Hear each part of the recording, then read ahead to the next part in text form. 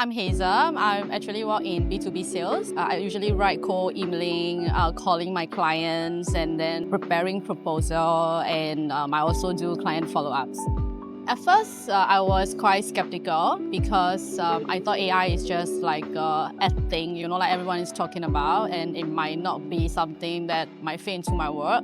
But I mean, just why not? I will give it a try and see how it goes.